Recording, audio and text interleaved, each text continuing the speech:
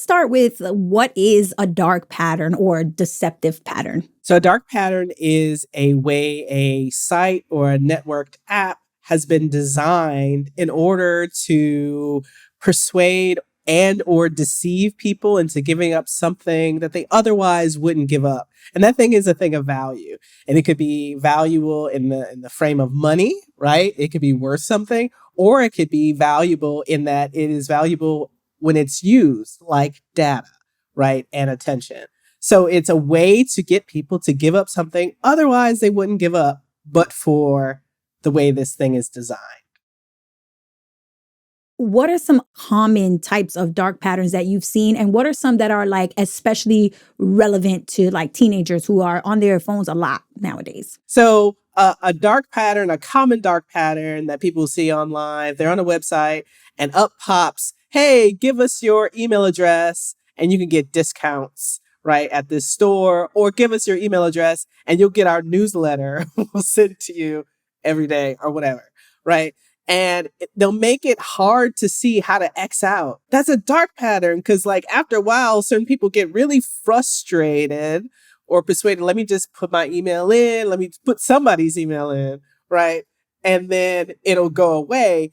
So those are the cases where it's like you're putting people under duress where they really want to get certain information. But to do that, they have to give up something that they weren't planning on or don't want to give up. Yeah, I think the key is that they don't want to, and you're Right. sort of making them feel like they have to. Now, okay, so the pop-up itself is not the dark pattern. It's the hiding how to exit is the dark pattern. Right.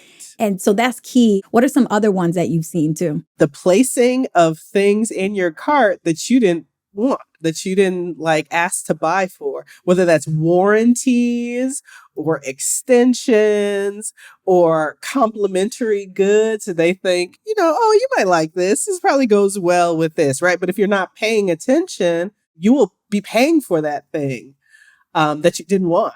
And that's extra money coming out of your bank account, your pocket, whatever. One common dark pattern is the opt-in, opt-out. So they've already opted in for you. And if you're not paying attention, then you'll be opted into receiving emails to, whatever kind of service that you've opted into, all because you didn't notice you needed to click off of a, button. Another dark pattern that is really very common is the hiding of unsubscribe, right?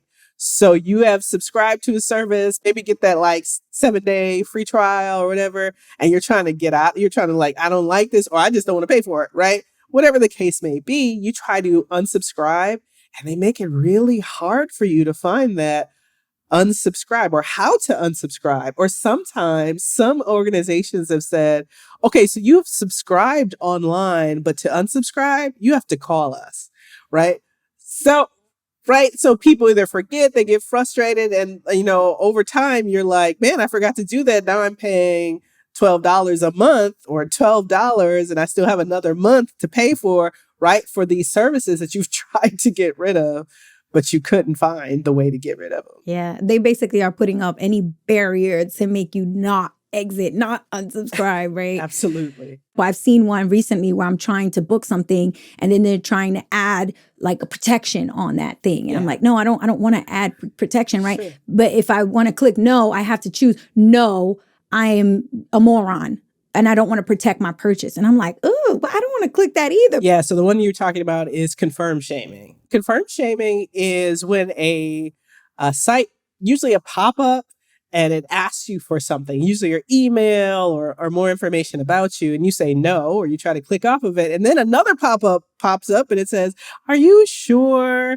Or to confirm that you actually want to get off of it, it'll say, no, I want this. Or the second will be, no, I really like to pay high prices for this, or I am a curmudgeon, or whatever the case may be, to attempt to make you feel bad.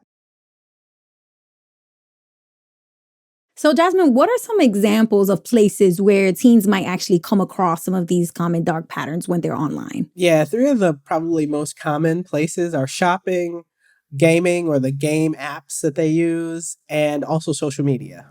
So shopping, easy one, right? It's either the discounts, like you can get a discount if you do this, and you have to give up more information about yourself. And sometimes they make it really difficult for you to click off of that and not to accept their discount. The other one that's common on shopping is if you want to say no, they'll make no really hard to see. They'll put it in a font size, or a color that is not as noticeable as the yes or the confirmation. For gaming, common one is pay me. Pay me to go to the next level. Pay to get this bonus thing that you really need to get to the next level, but you won't be able to unlock it but for you giving up certain amounts of money. Or like, how do you skip a advertisement? You have to do certain things. Or this is a free app, a free game to play until it comes time to not see ads. And finally, social media. Social media, a dark pattern that people talk about a lot, but sometimes don't recognize it as a dark pattern, is infinite scroll. Infinite scroll just continues to go, and more information is loaded. More pictures are loaded. They want to know what you're viewing, what you like to view, what things you skip over, what things you swipe up really quickly. Infinite scroll is a dark pattern. It's a attention suck. Oh, yes, I know, because it's called doom scrolling, and I do it sometimes. I catch myself. I'm like, let me get off of this app here because this is going to trap me on here for hours. I need to get out. Absolutely. Would you say that there are maybe some tips or tricks or like maybe suggestions that you might have for how to avoid dark patterns or deceptive patterns when you're online? Yeah, so I don't know if you can really avoid them, right? So you're going to be online, you're going to be on the apps. One, have a healthy dose of skepticism with regard to any of the sites and the apps that you're using.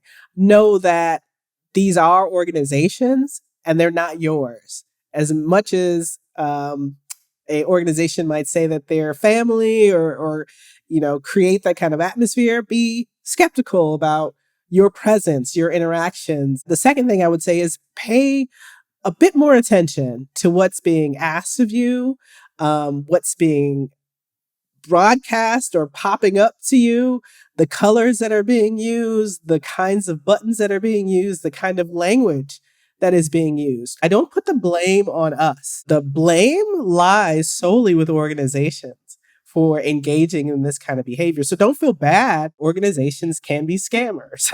That's just the bottom line. Even though it feels normal because we're online a lot, that doesn't mean that it's okay. And the more you educate us and the more we seek this type of education, the more we can feel empowered to say like, no, that's not right. Absolutely. Okay, so you heard Jasmine talk about a lot of the tactics and tricks that companies will use when they're designing websites or apps to try to get us to stay with them and keep paying them. And I wanted to kind of give this a little bit of a test because I myself have an Audible subscription, which is for audiobooks. And I do love listening to audiobooks when I'm multitasking. But the problem is, if I'm being honest, I've been using my library card a lot more. And so I haven't really been taking advantage of the Audible membership. And it keeps charging me every month, but I'm not really using it or making the most of it. So I thought this would be the perfect example that I could use to see how long it would take me or if I could figure it out easily or not to actually go through and cancel my Audible membership. So I logged into my account. Okay, so you can switch your membership, you can pause your membership or cancel membership. Okay, so I'm going to click cancel membership. All right, so you have 5 unused credits. Yes, I do. So I'll lose my credits if I don't use them. And I have 2 options here. So it's pause membership or get a reminder. So right away, if I see 2 big buttons, I'm thinking like I have to choose between one of these 2 buttons. And I obviously don't want to get a reminder because I want to cancel it now. So I think I would go ahead and choose pause membership, but I'm trying to cancel it. I don't want to pause it. That's kind of annoying. Now, I may not have noticed this, but if you look really closely right underneath the 2 buttons, there's some small font that says, or you can scroll down to cancel. So if I wasn't paying close attention to that line and I just chose between the 2 buttons, I probably would have just missed it completely. But okay, so I'm going to scroll down to see if I can find this cancel button. And of course, just to scroll down a little bit, I'm seeing all these bestsellers. I'm like, oh, wait, I haven't read that book yet. Oh, that looks like a good one.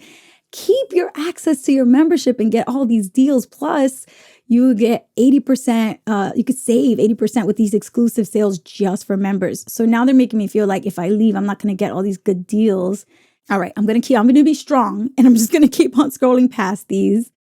Okay, so now I see 2 buttons, keep my membership or continue to cancel. So, all right, we made it to the bottom. We didn't fall for the book talk. We didn't fall for these things. We hit continue to cancel. I feel like this is like the 3rd or 4th button I had to click, but okay, I feel like we're close. So now, oh my goodness. All right, now I have to look at these options and decide if I want another offer instead of canceling. So I can get a deal, I can get a discount, I can get a slightly lower price. And here, okay, it says back to the account, pause membership. Okay, confirm cancellation. So I'm going to go ahead and click that. So cancel membership. That tells me my last day of my membership, and it asks me to let them know why I've canceled and submit. Okay, so finally canceled. Thank you for submitting your cancel reason. It doesn't confirm that I'm canceled, but it does say the last day of my membership. It says my membership will end on this day. So I think I finally got it done, but I had to jump through a couple hoops, get past a couple of enticing different books that I might wanted to use my credits for, and also click through a lot of different screens and answer questions before I could officially see that my account was canceled.